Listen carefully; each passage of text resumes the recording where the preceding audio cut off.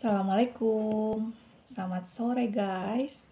Hari ini saya akan upload video tentang penggolongan obat bentuk sediaan setengah padat. Ini untuk khusus rumpun ilmu farmakologi pada mata kuliah ilmu dasar keperawatan ataupun farmakologi kesehatan.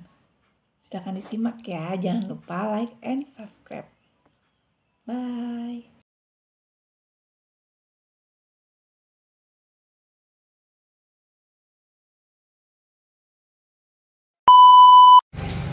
Assalamualaikum warahmatullahi wabarakatuh. Perkenalkan, kami dari Prodi S1 Keperawatan kelas A dari kelompok 2. Di sini kami akan menjelaskan tentang farmakologi bentuk obat yaitu setengah padat.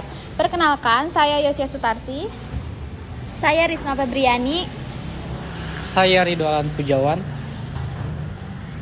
Saya Indri Aulia. Saya Galda Afra. Saya Fahira Aulia.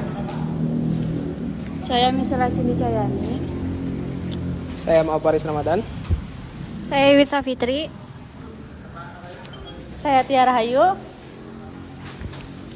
Sediaan setengah padat adalah sediaan farmasi yang berada di antara bentuk padat dan cair, memiliki konsistensi yang lembek atau kental, dan umumnya digunakan untuk penggunaan luar atau tropikal, seperti pada kulit, selaput lendir, atau rektal.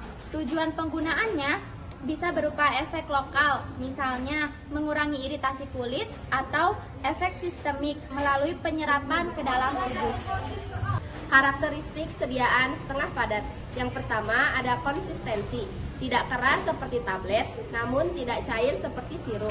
Yang kedua, penggunaannya umumnya untuk pemakaian luar. Dasar pembawaannya bisa berupa lemak, minyak, air, atau kombinasi. Dapat juga mengandung bahan aktif tunggal atau campuran. Stabilitas fisik dan kimia harus diperhatikan karena mudah rusak oleh suhu dan kontaminasi mikroba. Jenis-jenis sediaan setengah padat yaitu yang pertama krim. Dasarnya emulsi minyak dalam air atau air dalam minyak. Lalu ciri khasnya lebih mudah diserap, tidak terlalu lengket, bisa dicuci dengan air. Kegunaannya mengobati peradangan ringan, infeksi kulit atau sebagai pelembab. Lalu contohnya yaitu krim hidrokortison dan krim antifungsional. Dasar berbasis air menggunakan gelling agen, misalnya karbomet. Ciri khasnya transparan, dingin saat diaplikasikan, mudah kering. Kegunaannya memberikan efek lokal yang cepat, tidak meninggalkan rasa berminyak. Contohnya gel lidah buaya, gel analgesik seperti diklofenak gel. Selanjutnya ada pasta. Komposisinya mengandung lebih banyak serbuk, lebih dari 50% dibanding salep. Ciri khasnya lebih keras atau kental, melekat di tempat aplikasi, memberikan efek protektif. Kegunaannya cocok untuk kondisi kulit yang basah, luka lecet, eksim. Contohnya pasta zinc oxide untuk ruang kokok. Keuntungan obat setengah padat. Yang pertama yaitu mudah diaplikasikan ke permukaan tubuh. Yang kedua yaitu bisa memberikan efek lokal tanpa efek sistemik yang besar. Yang ketiga yaitu cocok untuk pasien yang tidak bisa menelan obat. Yang keempat yaitu ada dosis dapat dikontrol oleh area aplikasi. Kerugian obat setengah padat. Yang pertama, tidak semua orang menyukai sensasi lengket atau berminyak. Yang kedua, penyerapan tidak bisa konsisten, tergantung pada jenis kulit dan kondisi. Yang ketiga, rentan terhadap kontaminasi bila tidak disimpan dengan baik. Yang terakhir, beberapa jenis, misal salep berbasis lemak, bisa menodai pakaian. Contoh penggunaan obat pada luka. Satu, salep. Contoh luka kering dan pecah-pecah, misalnya pada tumit atau siku. Dermatitis, atopik, kulit kering dan gatal kronis. Infeksi bakteri pada kulit, impetigo. 2, gel. Contoh luka bakar ringan grade 1, nyeri otot atau kesleo ringan, dan jerawat. Pasta, contoh lukanya ruam, popok pada bayi, eksim basah atau lecet, karena gesekan, luka akibat infeksi jamur pada lipatan kulit. Kesimpulannya adalah sediaan setengah padat merupakan bentuk sediaan farmasi yang digunakan secara topikal, yaitu mengoleskan pada kulit atau selangkut lendir, dan memiliki konsistensi antara cair dan padat.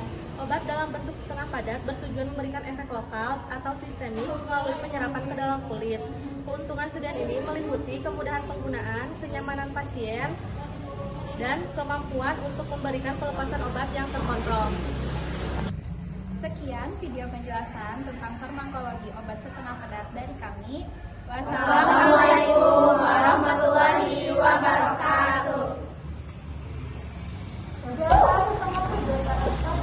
Banyak mitos di masyarakat tentang penanganan luka bakar yang masih salah. Misalnya mengoleskan pasta gigi atau body lotion pada kulit yang mengalami luka bakar. Gimana penanganan luka bakar yang tepat? Ini kata dokter. Luka bakar ringan biasanya terjadi saat kulit tidak sengaja terkena air panas, alat setrika, ataupun knalpot.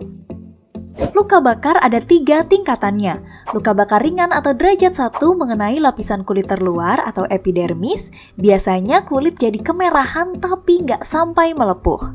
Luka bakar sedang atau derajat 2 mengenai epidermis dan sebagian lapisan dermis kulit atau lapisan kulit yang lebih dalam, biasanya kulit merah dan melepuh. Luka bakar berat atau derajat 3, kerusakannya mulai dari kulit terluar hingga dalam atau sampai otot bahkan tulang. Kulit jadi hangus dan mati rasa. Pada luka bakar derajat 3 harus segera dibawa ke rumah sakit karena memerlukan penanganan pembedahan hingga cangkok kulit. Untuk luka bakar ringan hingga sedang yang tidak begitu luas, bisa mendapatkan penanganan awal di rumah. Caranya, segera setelah mengalami luka bakar, aliri area luka bakar dengan air keran suhu normal selama 20 menit. Tujuannya mengurangi nyeri dan biar suhu panas dari luka bakar nggak menjalar ke jaringan lebih dalam. Kalau nggak ada air keran, bisa dikompres pakai kain yang udah direndam air, ganti kompres sesering mungkin selama 20 menit.